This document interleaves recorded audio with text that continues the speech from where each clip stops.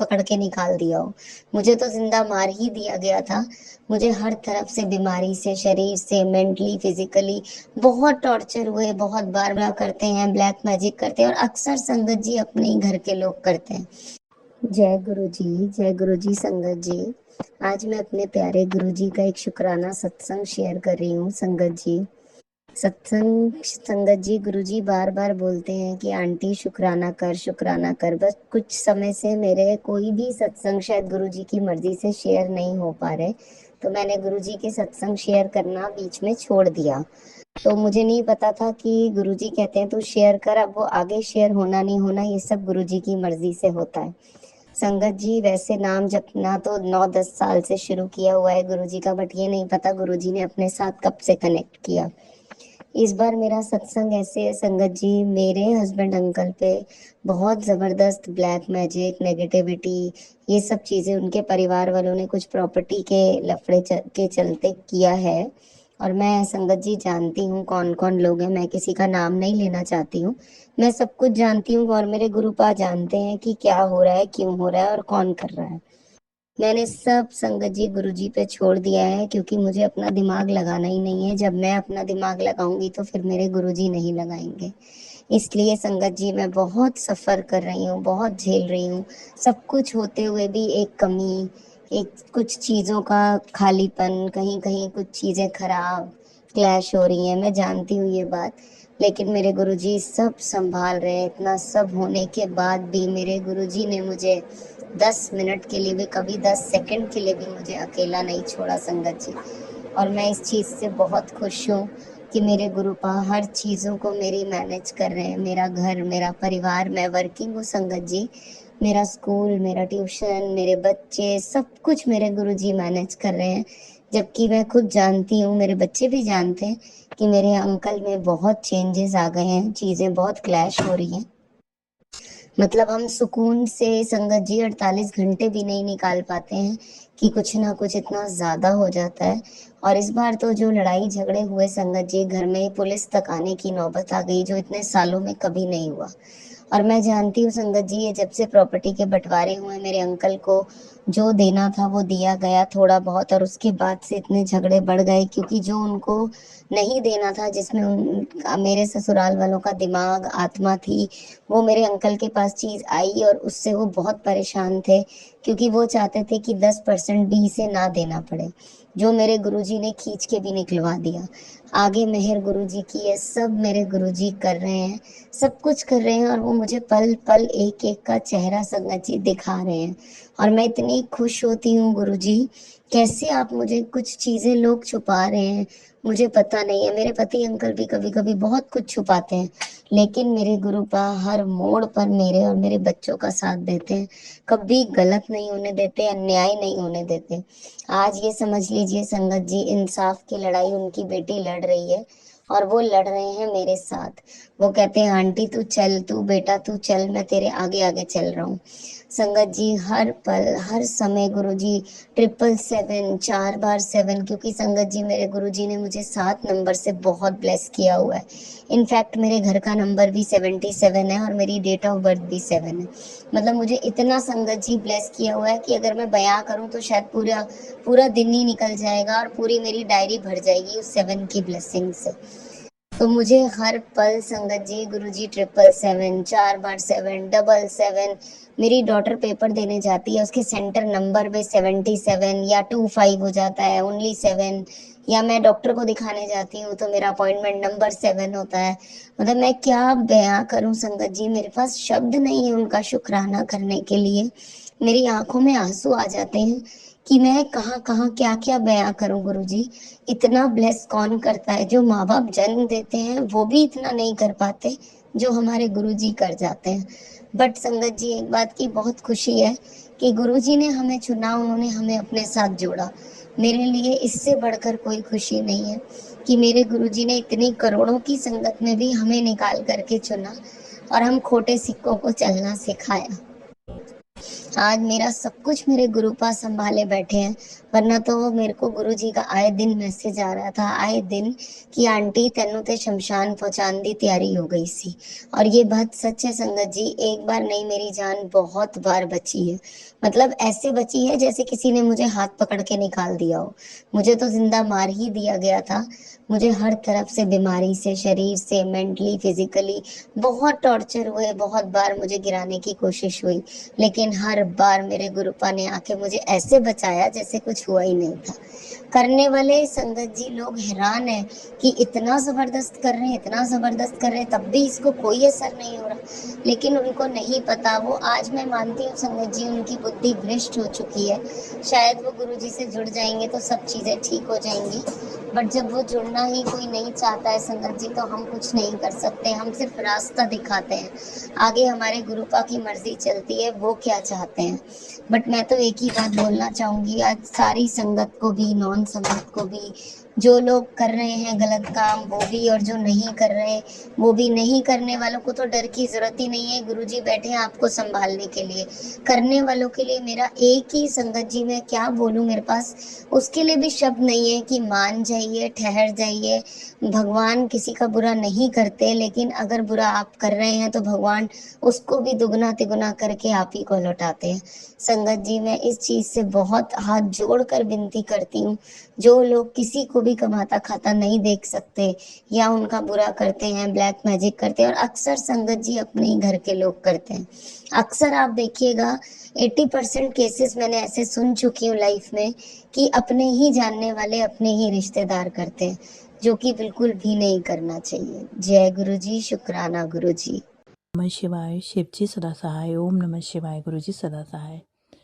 संगत जी, ये मेरा शुक्राना सत्संग बहुत ही ख़ास है। आज मैं गुरु जी का बहुत शुक्राना कर रही हूँ, अनंतम शुक्राना। संगत जी, ये 5 तारीख की बात है और 5 तारीख को मेरा कज़न, मेरे चाचा का बेटा, वो मेरे घर आया था। और संगत जी, मेरे छोटे भाई का बर्थडे था और वो हमारे घर आया था। और संगत जी, उसकी तबीयत कुछ ठीक नहीं थी। उस दिन उसको अचानक से बुखार ज़्यादा देर के चढ़ने लगा और संगत जी उसके हल्का सा कुछ मुंह में हल्का सा छाले टाइप के हुआ था और वो काफ़ी अजीब सा हो गया था, बड़ा हो गया था। उससे उसके मुंह में उसको काफ़ी होंठ के पास काफ़ी दिक्कत सी हो रही थी। संगत जी, बहुत बड़ी चीज़ नहीं थी, लेकिन वो अ, मसाला खाता है संगत जी, तो उसको उस बहुत ज़्यादा प्रॉब्लम हो गई और वो घर यहाँ से गया। और वो उस दिन से आज तक वो संगत जी ऑफिस नहीं गया। उसकी तबीयत इतनी ख़राब हुई, उसको कई दिनों से फीवर आ रहा है जाड़ा दे दे के, और दवा लेकर आए संगत जी। डॉक्टर ने कहा कि इसको इन्फेक्शन हुआ है और मैं दवाई दे रहा हूँ, इससे इसका घाव भी सूख जाएगा। तो संगत जी, मैंने अपने सगे भाई को खोया है कैंसर से। और संगत जी, हम लोग बहुत डरते हैं, बहुत बुरे बुरे ख्याल आते हैं। संगत जी, मैंने अपने भाई के लिए गुरुजी से अरदास लगाई थी कि गुरुजी, इसके 2 बच्चे हैं छोटे छोटे, एक विडो माँ है और एक डिवोर्सी सिस्टर है। और सब लोग, ये इकलौता भाई है। और संगत जी, वो सब हमारे सारे कज़न में भी वो इकलौता ही भाई है हमारा। और संगत जी, उसके अलावा हम लोग का कोई भाई नहीं है। और क्या कहते हैं, वो संगत जी बहुत परेशान था और काफ़ी दुख कर रहा था। उसको लगा कि कहीं मुझे तो नहीं कुछ हो रहा है इस तरह का।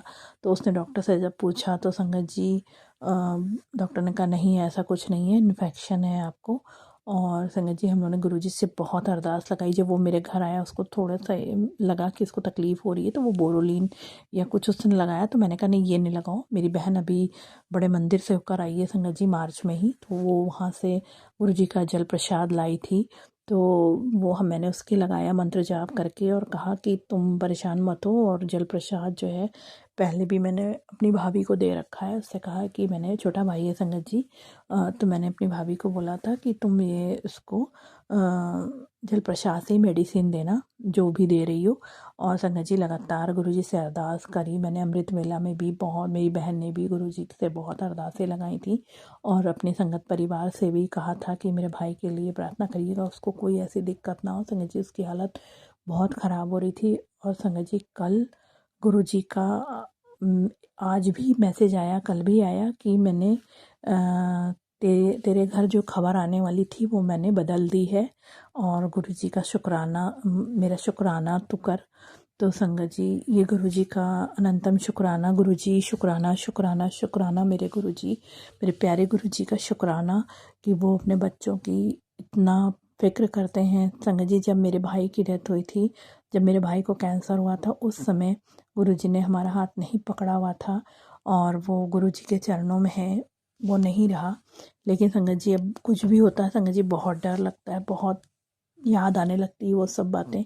और संगत जी हम लोग ने गुरुजी से अरदास लगाई, गुरुजी उसकी अभी उसके बच्चे छोटे हैं गुरुजी, और वो इकलौता सब बहनों में इकलौता भाई है। और संगत जी वो राखी पे आता है तो हम लोग सारी बहनें कज़न के सब इकट्ठे होते हैं, 5-6 बहनें हैं और वही इकलौता भाई राखी सब लोग उसको बांधते हैं। तो संगत जी हम लोग बहुत बहुत दुख हुआ संगत जी, उसके लिए बहुत दुख हुआ कि इस तरह से वो कभी बीमार नहीं पड़ता था। संगत जी कल डॉक्टर ने उसको एक दवाई चेंज करके दी। अरे डॉक्टर ने संगत जी चेंज कर दी, ये कहने की बातें हैं संगत जी, लेकिन हर आदमी किसी चीज़ पे वो नहीं करता संगत जी। लेकिन हम लोग गुरुजी पे विश्वास करते हैं, सिर्फ गुरुजी को मानते हैं और ये चमत्कार हमारे गुरुजी ने किया था, मुझे मालूम है। और संगत जी डॉक्टर ने उनको बाहर की दवाई लिखी और कल से उसकी वाइफ ने उसको वो गुरुजी के जल प्रसाद से दवाई खिलाई है। तो संगत जी आज अभी फ़ोन पे, वो पहले बात भी नहीं कर पा रहा था, आज संगत जी उसने बात की और उसने कहा कि मुझको कि दीदी मुझे जो है गुरुजी के ने ठीक कर दिया है, और वो भी भोले बाबा का भक्त है, पूजा करता है भोले बाबा की। उसने कहा मुझे भोले बाबा और गुरुजी ने ठीक कर दिया है, तुम उनका शुक्राना कर देना और मेरी तरफ से भी शुक्राना कर देना। तो गुरुजी आपको, मेरे भाई की तरफ से भी शुक्राना, मेरे पूरे परिवार की तरफ से आपका अनंतम शुक्राना शुक्राना शुक्राना। गुरुजी गुरुजी आप जिस तरह से आपने मेरे भाई पे मेहर करी, मेरे सारे परिवार, मेरी सारे संगत परिवार, मेरी बहन भाई सब पे, रूहानी आंटी उनका परिवार सब पे अपनी मेहर बरसाइएगा गुरुजी। अपनी सारी संगत को इसी तरह आशीर्वाद दीजिएगा गुरुजी और अपना भी ख्याल रखिएगा गुरुजी। और मैं गुरुजी का अनंतम शुक्राना शुक्राना शुक्राना करती हूँ। और गुरुजी बहुत सारे मैसेज देते हैं कि मैं तुझे बहुत जल्द ही अपने बड़े मंदिर बुलाऊंगा। तो गुरुजी अनंतम शुक्राना आपका। मेरी भी बहुत इच्छा है कि मैं आपके बड़े मंदिर आऊं। और संगत जी आप मुझे गुरुजी यहीं पर ही बैठे बैठे ही इतना ब्लेस कर देते हैं। और गुरुजी का अनंतम शुक्राना कि गुरुजी अपने बच्चों की हर एक छोटी बड़ी बात सब कुछ सुनते हैं। गुरुजी ने मुझे ब्लैक मैजिक से भी बहुत बचा रखा है। संगत जी बहुत दुश्मन है, मुझे तो नहीं मालूम, गुरुजी जानते हैं। मैं गुरुजी से प्रार्थना करती हूँ कि गुरुजी जो जैसा कर रहा है आपको उसी अनुसार उसको फल दीजिएगा। और संगत जी कोई भी जो भी होगा गुरुजी की नज़रों से वो नहीं बच सकता है। और जो कोई किसी के लिए अगर बुरा करता है तो वो फिर अपना हश्र सोच रहा है कि उसका क्या होने वाला है। और संगत जी गुरुजी सबका, किसी को नहीं वो करेंगे, गुरुजी गलत का कभी साथ नहीं देते हैं। जो गलत करेगा वो अपने कर्म खराब करेगा, गुरुजी इसको खुद ही समझेंगे। बस मैं इतना जानती हूँ। तो हमारे गुरुजी हम लोगों को प्यार करें, हम लोग को सद्बुद्धि दें और हमेशा अच्छी राह पे चलते, हमारा हाथ पकड़ के अच्छी राह पे चलाएं हमें, और हमसे जान बूझ के भी और अनजाने भी कोई गलती ना हो। इसके लिए गुरुजी का अनंतम शुक्राना शुक्राना शुक्राना गुरुजी। मैं अपना सत्संग यहीं समाप्त करती हूँ, फिर मैं एक नए सत्संग के साथ आऊँगी। गुरुजी का अनंतम शुक्राना शुक्राना। मेरे पूरे परिवार, मेरे पूरे संगत परिवार, मेरे अपने परिवार सबका शुक्राना। जय गुरुजी, सभी को जय गुरुजी।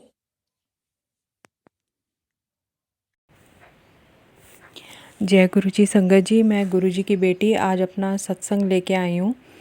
गुरुजी की बहुत बहुत कृपा है कि उन्होंने हमेशा अपना हाथ मेरे सर पे रखा है।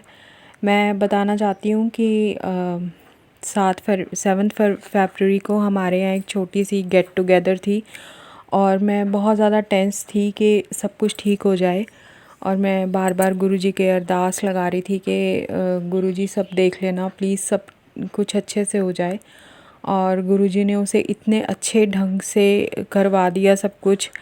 और मैं तो सिर्फ मंत्र जाप करती जा रही थी और सब कुछ होता जा रहा था। थैंक यू सो मच गुरुजी।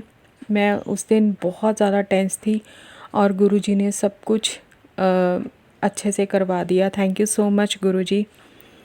और उसके बाद ऐसा हुआ कि नेक्स्ट डे शायद मेरे पाँव में बहुत ज़्यादा दर्द हो रही थी और मुझसे काम भी नहीं हो रहा था। और मैं जैसे एक छोटा बच्चा बोलता है, मैं उस तरह से अपने पाँव में से चप्पल निकाल के मैंने ऐसे बोला कि गुरुजी क्या है, आप सब कुछ ठीक कर देते हो, आप इतने बड़े बड़े काम कर देते हो, आप मेरे पाँव की दर्द नहीं ठीक कर सकते? देखो ना कितनी ज़ोर से दर्द हो रहा है, मुझसे ना खड़ा भी नहीं हो जा रहा और काम भी नहीं हो रहा। और अचानक से कुछ टाइम बाद अचानक से मेरे पाँव की दर्द एकदम से ठीक हो गई और मुझे समझ नहीं आ रहा था कि ये कैसे ठीक हुआ, क्योंकि मैं सुबह ब्रेकफास्ट बना रही थी और मुझसे खड़ा भी नहीं हुआ जा रहा था। लेकिन अचानक से वो सब कुछ ठीक हो गया। और उसके बाद ऐसा हुआ कि बहुत अजीब तरीके से ना मैं बीमार हो जाती थी। मतलब कभी सिर दुखना शुरू हो गया अचानक से, कभी सिर दुखना शुरू हो गया, कभी चक्कर आने शुरू हो गए। और ये सब कुछ तब होता था जब मुझे कहीं बाहर जाना होता था ना, जैसे कहीं कीर्तन पे जाना है या बाहर कहीं जाना है, कहीं बाज़ार जाना है, तो अचानक से ना सब कुछ होने लग जाता था। तो मुझे ना बहुत अजीब सा लगता था कि कहीं कुछ किसी ने कुछ कर तो नहीं दिया, कुछ हो तो नहीं रहा। पर फिर मैं सोचती थी कि अगर हमारे घर में गुरुजी की गुरुजी विराजमान है तो ऐसा कैसा हो सकता है। तो मैं सोचती थी नहीं, ऐसा कुछ नहीं है। तो उसके बाद फिर मैंने गुरुजी को अरदास लगाई और गुरुजी ने फिर मुझे ना रेमेडीज़ बतानी शुरू करी कि तू अपने हेल्थ के लिए ये करना शुरू कर, ऐसे कर, ये कर। और मैंने वो करना शुरू करा और मैं ठीक होने लगी। और फिर होली आई, होली पे भी मैं बहुत ज़्यादा बीमार थी। और नेक्स्ट डे मेरे घर में ना कुछ हेल्थ इमरजेंसी आ गई और उस इमरजेंसी को संभालने के लिए भी मैं बहुत मिराकलसली ठीक हो गई। कैसे ठीक हुई मुझे अब तक समझ में नहीं आ रहा। जैसे अचानक से जैसे किसी ने चुटकी बजाई और मैं ठीक हो गई। और ऑब्वियसली ये सब कुछ मेरे गुरुजी ही कर सकते हैं। मैं होली वाले दिन बहुत ज़्यादा बीमार थी और मैं होली पे रंग भी नहीं खेलने गई थी, लेकिन उसके नेक्स्ट डे ही मैं बिल्कुल ठीक हो गई, जैसे मुझे कुछ हुआ ही नहीं। गुरुजी के ना मैसेज आते थे मेरे को कि विटामिन्स लेनी शुरू कर दे, तूने ना पूरे घर की ज़िम्मेदारी उठाई हुई है, तूने पूरे घर को संभाला हुआ है। तो मैं ना बड़ी कंफ्यूज होती थी कि ऐसा तो कुछ भी नहीं, 2 बंदों का खाना बनाना होता है और सब कुछ आराम से चल रहा है, तो ऐसा क्या हो रहा है। तो मुझे लगता था कि शायद ये ना मेरे लिए नहीं है। लेकिन होली पे जिस तरह से हेल्थ इमरजेंसी आई और उसके बाद से जो भी मेरे को सेवा मिली है और जो मैं कर रही हूँ, सच में वो है कि भी फैमिली को संभाला हुआ है मैंने गुरुजी के आशीर्वाद से, और सब कुछ हो रहा है। और मैं बस अच्छे से खाना खा रही हूँ और सब कुछ कर रही हूँ ताकि मेरे को कुछ ना हो, ताकि मैं अपनी सेवा दे सकूँ। और गुरुजी के आशीर्वाद से सब कुछ हो रहा है और मैं गुरुजी का मंत्र जाप कंटिन्यूसली करती रहती हूँ। और एक बात और हो रही है कि मैं जब भी राधा नाम का जाप करती हूँ तो मुझे राधा जी का प्यार इतना महसूस होता है। मैं लिटरली बहुत ज़ोर से रोने लग जाती हूँ जब मैं राधा नाम का जाप सुनती हूँ। तो मुझे समझ में नहीं आता कि क्यों होता है। एक फ़ील होता है कि जैसे मुझे ना कोई अपनी तरफ खींच रहा है जब भी मैं राधा नाम का जाप सुनती हूँ, काम करते हुए सुनती हूँ, और मैं बच्चों की तरह रोने लग जाती हूँ। मेरे आंसू मतलब मेरे चेहरे के एंड तक पहुँच जाते हैं, इतना रोती हूँ, इतना रोती हूँ। लेकिन ख़ास बात ये होती है कि उस रोने में इतना रोने के बाद भी मेरा सर दर्द नहीं होता, मुझे घबराहट नहीं महसूस होती। उस रोने में भी ना सुख महसूस होता है। राधा नाम का जाप शुरू होते ही ना मुझे फीलिंग आती है कि जैसे ना राधा जी, कृष्ण जी ना मुझे अपनी तरफ खींच रहे हैं, मुझे बुला रहे हैं। तो वो बहुत प्यारा सा एहसास होता है मुझे उनका जाप करते हुए। और बताना चाहती हूँ संगत जी कि उसके बाद फिर जब नवरात्रे आए और मैंने मंदिर सजाया, सब अच्छा और बढ़िया चल रहा था। और फिर ना अष्टमी पे प्रसाद बनाते हुए ना फालतू की बहस छिड़ गई। तो मैं पहले तो चुप रही, लेकिन उसके बाद फिर जब बात जब ज़्यादा ही गहरी हो गई तो मुझसे फिर सहा नहीं गया और फिर मैं बोल पड़ी। और मैं भी गुस्से में थी। और फिर अचानक से ना मुझे मेरी लेफ़्ट साइड की तरफ से ना एक काला सा धुएं का गुबार दिखा और उसमें ना मुझे सफ़ेद चोले में गुरुजी दिखाई दिए। और ऐसा फ़ील हो रहा था जैसे ना गुरुजी बहुत ज़्यादा गुस्से में हैं और ना वो और उनके साथ ना कोई और भी है। ऐसा फ़ील हो रहा था कि जैसे उनके साथ ना कोई और भी है। और फिर क्या हुआ कि इससे पहले ये तो अष्टमी वाले दिन की बात है ना, उससे पहले सप्तमी पे क्या हुआ मेरे साथ। मैं ना हमारे यहाँ ना नवरात्रे में रोज़ शाम को 4 बजे से 6 बजे तक ना कीर्तन होते हैं। तो मैं सप्तमी पे ऐसे ही तैयार हो रही थी जाने के लिए कीर्तन पे। तो ना अचानक से मैं अपने ड्राइंग रूम में से निकल रही थी, तो हमारे ड्राइंग रूम में ना शीशा लगा हुआ है और उसके आगे वॉश बेसन लगा हुआ है। तो अचानक जाते जाते ना मैं वहाँ रुक गई और मैंने ऐसे वॉश बेसन को पकड़ लिया और मेरे ना कोहनियाँ एकदम से टाइटली बाहर निकली हुई थी। और मुझे ना मेरे बाजुओं में पूरा पुल फील हो रहा था कि मैंने ना बहुत सख्ती से वॉश बेसन को पकड़ा हुआ है और मैं खुद को शीशे में देख रही हूँ। और एकदम से ना मेरे सांस बहुत तेज़ चलने लग गए, मतलब मेरी बॉडी ना ऊपर नीचे हो रही थी सांस लेते, मतलब आप देख के पता चल रहा था कि भी हाँ ये ना बहुत ज़ोर से सांस ले रही है। और फिर अचानक से ना मेरी आंखें बड़ी हो गई और ना मेरी ज़बान अपने आप ना बाहर को आ गई, जैसे माँ काली की मूर्ति होती है। और मुझे ना बहुत अजीब सा फील हो रहा था कि ये मैं कर क्या रही हूँ, जैसे back of the mind I was thinking कि भी ये हो क्या रहा है मेरे साथ। लेकिन ना मैं रोकना चाह रही थी अपने आप को, लेकिन वो ना रुक ही नहीं रही थी मैं। और मेरा दिल करे कि मैं ना बहुत ज़ोर से चीखूं, पूरी फोर्स लगा के ना मैं चीखूं। लेकिन वो ऐसा पूरी फोर्स लगा के मैंने ज़ोर से तो नहीं चीखा, लेकिन हाँ मैंने किया ज़रूर वैसा। 2 मिनट ऐसा हुआ और उसके बाद ना मैं शांत हो गई, चुप हो गई। और जब सब कुछ हो गया मुझे लगा कि ये क्या हुआ था।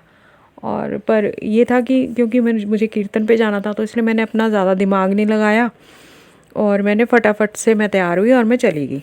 एंड देन कट टू अष्टमी में जब मुझे गुरुजी दिखाई दिए काले धुएं के साथ, तो मुझे समझ में नहीं आ रहा था कि ये हो क्या रहा है। और गुरुजी ना गुस्से में, और जो भी उनके साथ शक्ति थी वो ड्राइंग रूम से किचन में, किचन से ड्राइंग रूम में 2 बार मुझे वो लेफ़्ट साइड में दिखी और चलते हुए दिखी। और गुरुजी वाइट चोले पे मुझे दिखाई दे रहे थे। और फिर उसके बाद ऐसा हुआ कि मतलब मैंने ना लिटरली मैंने बोला गुरुजी शांत हो जाओ, मैं ठीक हूँ, मैं बिल्कुल ठीक हूँ, प्लीज़ आप शांत हो जाओ। और फिर उसके बाद ना क्या हुआ कि उतनी देर में ना कन्याएं आ गई हमारे यहाँ। और ऐसा पहले कभी नहीं हुआ। जब कन्याएं आई तो ना मुझे बहुत अच्छी सी, बहुत डिवाइन सी फीलिंग हुई जब वो आई। और वो पूरी 8 कन्याएं थीं और एक साथ आईं। नहीं तो कई बार होता है कि जैसे 4 आ गई, 4 बाद में आई या थोड़ा लेट आती है, लेकिन वो 8 की 8 एक साथ आईं। और क्या स्माइल थी उनके फेस पे, मतलब बहुत डिवाइन स्माइल थी। और वो एक साथ आई और एक साथ ही बैठी। नहीं तो कई बार होता है छोटी कन्याएं होती हैं तो वो थोड़ा बैठने में, थोड़ा एडजस्ट करने में ना टाइम लगता है उनको, लेकिन वो एक साथ आई। और जहाँ पे हमने उनके आसन लगा रखे थे, आसन के ऊपर खड़ी हुई और एक साथ खड़ी हुई और एक साथ बैठ गई। तो मुझे बहुत अंदर से ना बहुत अच्छा सा फ़ील हो रहा था कि भी जो भी हो रहा था देख के मुझे बहुत अच्छा सा लग रहा था। और फिर उसके बाद उनमें से 7 कन्याएं छोटी थीं और एक बड़ी कन्या थी। और फिर मैंने ना उनसे जैसे आते जब वो आके बैठी तब मैंने उनसे उनके पाँव छुए और फिर जब उनको विदा किया मैंने तब उनके पाँव छुए। और उन्होंने जिस तरह से मुझे आशीर्वाद दिया, मेरी पीठ थपथपाई, मुझे ना बहुत मतलब ऐसे लग रहा था कि सच में एक अलग सा फीलिंग आ रही थी उनके आशीर्वाद में भी, और बहुत अच्छा लग रहा था। और उनकी विदाई के बाद ना मैं किचन में खड़ी हुई और मैं रो पड़ी, और वो मतलब खुशी के आंसू थे। मुझे समझ में नहीं आ रहा था कि मैं क्यों रो रही हूँ, मुझे किस बात की खुशी। मतलब वो आई, कन्याएं आई, वो हर साल हर बार आती हैं, लेकिन वो एक अजीब सी खुशी थी अंदर जिसके कारण ना मैं रो पड़ी। और फिर उसके बाद ना जब सब हो गया मैंने मंदिर समेटा रखा, और फिर उसके बाद 4 बजे उस दिन भी कीर्तन था। और हालांकि और उस दिन अष्टमी पे काम करते हुए मुझे बिल्कुल भी थकान महसूस नहीं हुई। हालांकि सब काम 1 to all सब कुछ मैंने किया था, लेकिन मुझे बिल्कुल भी थकान महसूस नहीं हुई। और उस दिन मेरे पास मैंने अपनी एक नई भेंट तैयार करी, रण में कूद पड़ी महाकाली। और इससे पहले मैंने ना, हाँ मैंने सुनी ज़रूर हुई थी, लेकिन मैंने कभी लिखी नहीं थी और ना ही अच्छी तरह से उसको ध्यान से सुना था कि जैसे मैंने उसको परफॉर्म करना है तो मुझे सुननी है उसको। फिर मैंने बड़े ध्यान से पॉज कर के पहले मैंने लिखा, फिर मैंने 2-3 बार सुना और वो तैयार हो गई, वो भेंट तैयार हो गई। और फिर उसके बाद फिर मैंने वो जब कीर्तन में जाके गाई तो वो बहुत अच्छे से गाई गई मुझसे। मतलब मुझे ये फ़ील नहीं हुआ कि हाँ ये मैंने पहली बार गाई है तो थोड़ा ऊपर नीचे हो गया, नहीं, बिल्कुल अच्छे से गाई गई। और नवमी पे भी मैंने यही वाली भेंट गाई। और उस दिन ना मुझे समझ में नहीं आ रहा था कि पता नहीं, एक अंदर से ना एक अजीब सी हलचल थी, मुझे समझ में नहीं आ रहा था कि हुआ क्या है मेरे साथ। तो नवमी वाले दिन क्या हुआ, हम ना रात को सब टीवी पे गणेश कार्तिकेय की कथा नाम का ना सीरियल देखते हैं, तो उसके अंदर सब कुछ दिखाते हैं। और उस दिन का एपिसोड था कि काली माँ का एक भगत जो है वो काली माँ को पुकार रहा है और काली माँ को कह रहा है कि काली माँ आप प्रकट हो। तो क्या होता है कि काली माँ प्रकट होती है और ना वो धुएं के रूप में प्रकट होती है। मतलब पहले काला धुआं आता है और फिर काली माँ प्रकट हो जाती है। और वो देखते देखते ना मैं अचानक से अवाक रह गई कि यही तो मेरे साथ हुआ था अष्टमी वाले दिन, कल मेरे साथ ऐसे ही तो हुआ था, मैंने भी काला धुआं देखा था। और ना मुझे बहुत और सप्तमी वाले दिन मैंने वही जेस्चर्स किए थे काली माँ वाले। तो मुझे महसूस हुआ कि काली माँ मेरे घर में ना सप्तमी वाले दिन ही विराजमान हो गई थी। और ये सोच के ना खुशी के मारे मेरा दिल इतनी ज़ोर से धड़कने लगा और मैं इतनी खुश थी। मतलब मैंने ये बात ना किसी को नहीं बताई, और मैं इतनी खुश थी ना, मुझे समझ में नहीं आ रहा था कि हुआ क्या है मेरे साथ, मुझे फिर भी समझ में नहीं आ रहा था। और फिर मुझे ध्यान आया कि ना गुरुजी के मैसेज आते थे मेरे को कि ना मैं ते तेरी माँ ना तेरे घर विराजमान होना आ रहे हैं। तो मुझे ना उस बात की समझ नहीं आती थी कि भी ना ये गुरुजी तो हैं ही और शेरा वाली माँ भी मेरे घर विराजमान है। तो मैं जस्ट मतलब बहुत रिस्पेक्टफुली वो मैसेज पढ़ती थी और जय गुरुजी कह के चलो ठीक है। लेकिन मुझे उस दिन समझ में आया कि गुरुजी क्या कहना चाहते थे कि मैं ते तेरी माँ तेरे घर विराजमान होना आ रहे हैं। और उसके बाद क्या हुआ कि मेरी फ़ीड में, चाहे वो फेसबुक हो या इंस्टाग्राम हो, मेरी पूरी फ़ीड ना माँ काली और शिव शंकर के स्टोरीज़ से, उनकी फ़ोटोज़ से, उनकी पिक्स से भर गई हैं। मतलब वो कैसे हुआ, मैंने खुद डेलिब्रेटली ऐसा कुछ नहीं किया कि मैं उनकी वो वैसी तस्वीरें खोजूं या उन पे कुछ इन्फॉर्मेशन करने के लिए आप कुछ करते हो, ढूंढते हो, ऐसा मैंने कुछ भी नहीं करा। वो अपने आप हुआ है जो भी हुआ है। तो मुझे इतना अच्छा लग रहा है, I am feeling so blessed. और कल जब मैं गुरुजी के पास बैठी हुई थी आंखें बंद करके, तो मुझे ना गुरुजी ने एक विजुअल दिखाया कि जो स्वरूप में नवरात्रि में लगाती हूँ, मंदिर बनाती हूँ एक अलग से, तो मुझे वो व्यू आया कि भी ना वो जो स्वरूप माँ का है वो गुरुजी के साथ लगा हुआ है।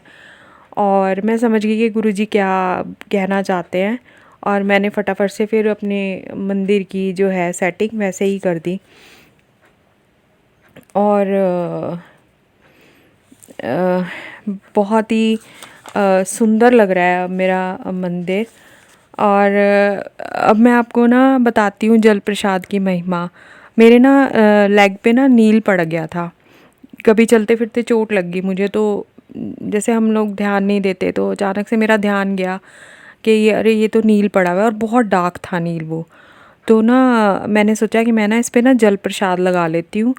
और आप मानेंगे नहीं कि ना मैं जल प्रसाद लगा रही थी, और जल प्रसाद लगाते लगाते ना वो नील वैसे ना बहुत डार्क था, लेकिन जैसे ही मैंने उस पर जल प्रसाद लगाया, वो जल प्रसाद लगाते लगाते ना चोट का रंग एकदम हल्का पड़ गया। और ना मैं सोचूं कि ये मतलब मेरी आंखों का धोखा है कि सच्ची मुच्ची हो रहा है ये। और मैंने 2 बार अपनी आंखें मिचकाई और अच्छे से देखा कि ये सच में ऐसा हो रहा है। और सच में ऐसा हुआ, मेरी देखते देखते वो मेरी जो चोट है वो ठीक हो गई। और फिर मैंने ऐसे दबा के देखा तो उसका दर्द भी गायब हो गया, क्योंकि उससे पहले जब ज़ोर से उस पर हाथ लग जाता था तो बहुत तेज़ दर्द होता था, और वो दर्द बिल्कुल ठीक हो गया। और मुझे ना मेरे बेटे के बारे में भी मेरे गुरुजी ना बहुत प्यारे प्यारे मैसेजेस भेजते हैं, और कहते हैं कि तू उसकी चिंता ना कर, मैं सब संभाल लूँगा। और अब मुझे एहसास हो रहा है कि जो मैसेजेस गुरुजी मुझे बोलते हैं, जो मुझे बताते हैं उसके बारे में, वो अब पूरे होने वाले हैं। और गुरुजी ना मुझे बहुत प्यारी प्यारे एहसास और बहुत प्यारी प्यारी अनुभूतियाँ करवाते हैं, और मुझे बहुत अच्छा लगता है। गुरुजी के आने से पहले मेरा जीवन आसान हो गया था, लेकिन अब लगता है कि मेरा जीवन अब आसान तो हुआ ही है, अब मेरा जीवन ना खूबसूरत भी होने लगा है। मुझे अब ना अच्छा लगता है जीने में। पहले बहुत अजीब सी फीलिंग होती थी कि भी जी रहे हैं, मतलब अगर जीवन ख़त्म भी हो जाए तो क्या फ़र्क पड़ता है। पहले गुरुजी ने उस चीज़ को ख़त्म करा, पहले मेरे जीवन को आसान बनाया, और अब गुरुजी मेरे जीवन को खूबसूरत बना रहे हैं। और अब तो माँ काली भी है मेरे घर में। मुझे इतना अच्छा लग रहा है। और मेरी जो गुस्सा है वो चैनलाइज होने लगा है अब। मतलब मुझे ना पहले मुझे गुस्सा आता था, मैं कुछ भी बोल जाती थी, और गुरुजी हमेशा मुझे कहते थे कि अपने ना गुस्से पे कंट्रोल कीता कर, तू ना गुस्से में कुछ भी बोल जाती है। और कल कुछ ऐसा हुआ, और मैंने वो जिस तरह से उस गुस्से को लिया, उसको टैकल किया, और जिसने मुझे बोला था और मैंने उसको जिस तरह से आंसर दिया, और जिस तरह से वो मतलब